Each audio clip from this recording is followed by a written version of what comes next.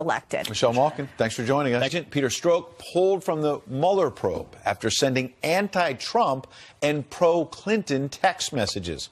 Turns out this agent was involved in both the Russia collusion and Clinton email probes. That's right. House Intel Chair Devin Nunes outraged, saying, quote, by hiding from Congress and from the American people, documented political bias by a key FBI head investigator for both the Russia collusion probe and the Clinton email investigation, the FBI and DOJ engaged in a willful attempt to thwart Congress's constitutional oversight responsibility. Here to react is Fox News anchor Greg Jarrett. Let's talk about this. I mean, does this really undermine this new news, the entire Mueller investigation? It does. Look, it had already, its credibility called into question as, corrupt and prejudiced. Mueller stacked it with Democratic donors. Mueller himself, under the statute, is required to disqualify himself. He didn't do it. So is Rod Rosenstein, the Deputy Attorney General. He's both prosecutor and a witness in the case. Both of them should be nowhere near this investigation, and yet they're intimately involved in it. And now we know, an FBI agent was sending out anti-Trump emails. That guy should have never been on this investigation. He should never have been involved in the Hillary Clinton investigation. And in fact, he was at the Clinton interview. Yeah, he did the interview. And he was also involved in Comey's drafting of the statement of exoneration of Hillary Clinton months before she ever sat down for the interview. So it was a setup, and it was probably, in my judgment, obstruction of justice in the Hillary Clinton case by Comey and perhaps others. They were interfering in the due administration of an investigation. Well, wait a second. James Comey's on Instagram and Twitter talking about truth, justice, and the American way. He doesn't know anything about any of those subjects. He is the most insufferable, self-righteous person I think I've ever covered. And he's also a guy who appears to have committed a myriad of crimes. He stole government crimes. He stole government documents and conveyed them to somebody who wasn't authorized to see him. That's a violation of the go-between who then leaked when he was right, and then leaked it to the media. That, as I look at the statute, is a crime. So this Peter Strzok, FBI agent who was dismissed 6 months ago, we knew that he was dismissed from the Mueller probe. We didn't know why. Why has it been so difficult to find out the real there? Because the Department of Justice, the FBI, and to some extent Robert Mueller, have been trying to hide it from Congress. And that constitutes contempt. Chairman Nunes of the House Intelligence Committee needs to pursue the contempt citation, have Congress vote on it, refer it to a federal judge for prosecution against Rod Rosenstein and Christopher Wray, the FBI director, because they're the ones who've been obstructing it. And I guarantee you this FBI agent, Peter Strzok, when he's put under oath, will invoke the Fifth. We've got a minute. Let's talk about the impact of Flynn pleading guilty to lying to the FBI. A crime, as you know, obviously, but we had Alan Dershowitz on yesterday saying that everyone's hyperventilating about this, but he thinks it actually shows that the Mueller probe is sort of, hitting, if not a dead end, that it's not going anywhere in terms of obstruction, because that's the best he has, is lying to the FBI. Important, but that it's not going to lead to obstruction. What's interesting... Or collusion. Flynn, well, there's no such thing as collusion in a political campaign. It's not a crime. It's only an antitrust law. Look, Flynn lied about something that's not a crime. It's not a crime to talk to the Russians in a transition period before inauguration. Every incoming president and his transition team does it. I've heard some talking heads say, oh, it's a violation of the Logan Act. That's preposterous. First of all, the Logan Act has been regarded by the federal courts as unconstitutional. And even if it's a valid law, there was no violation of the Logan Act because Flynn and the transition team were not acting as private individuals under the act, but as a representative of the incoming president. We appreciate you bringing these facts to the table this morning. We're out of time. There's a new Trump tweet. I'm going to ask you. All right, amid the sexual misconduct scandal sweeping the nation, growing outrage over a still-secret shush fund that uses your money to silence the victims of sexual harassment by members of Congress. But that is just one example of swampy politicians rigging the system on your dime. The special privileges of Congress is this week's Swamp Watch.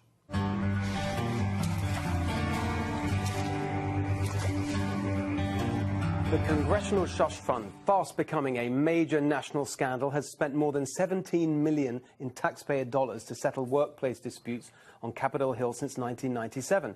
This money falls under the previously obscure Congressional Office of Compliance.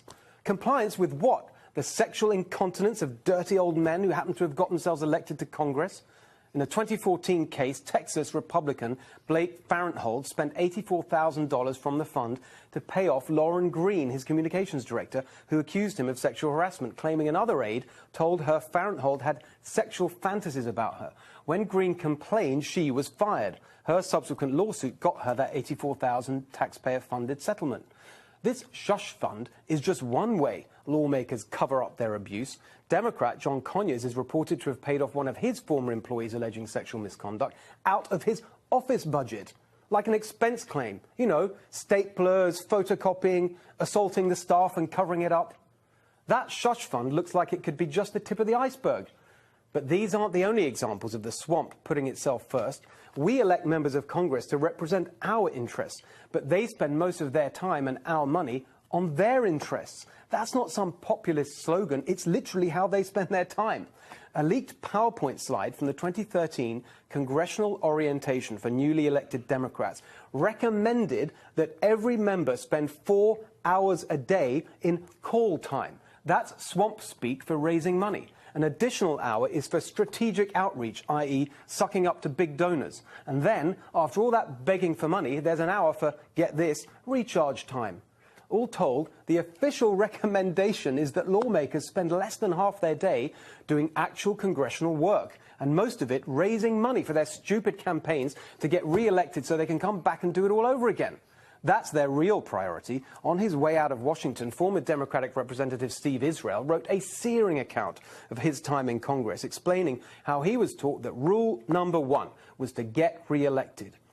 He wrote, "A fundraising consultant advised that if I didn't raise at least $10,000 a week, I wouldn't be back." By law, members of Congress can't make fundraising calls from their offices, so both parties have set up call centers a few blocks away. They call it dialing for dollars. Here's a revolutionary idea. Why don't they try working for constituents? If they did, they might actually deserve some of their perks and privileges. Did you know that members of Congress get free reserve parking at DC airports, plus a dedicated call desk with major airlines, and the ability to reserve seats on multiple flights but only pay for the flight they board? Then look at their health benefits. Senators and representatives are required by law to buy insurance through an Affordable Care Act exchange, but they get a federal subsidy amounting to 72% of their premiums. The point of taxpayer subsidies is to help people on low incomes. Good luck trying to find a low-income member of Congress.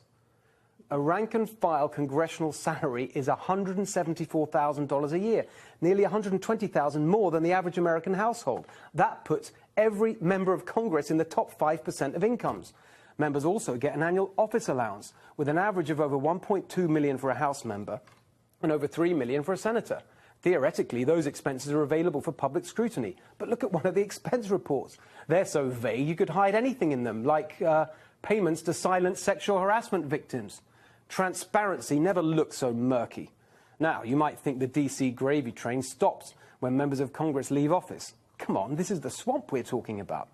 Depending on age and length of service, members can receive a lifelong pension of 80% of their salary.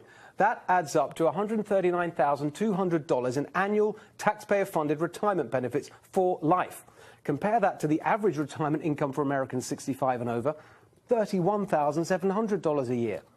And finally, check out this ridiculous perk: the right to smoke in their offices. The District of Columbia has banned smoking in public spaces, but Congress gets around it by decreeing that the district's laws and regulations do not apply to the functions or property of the federal government.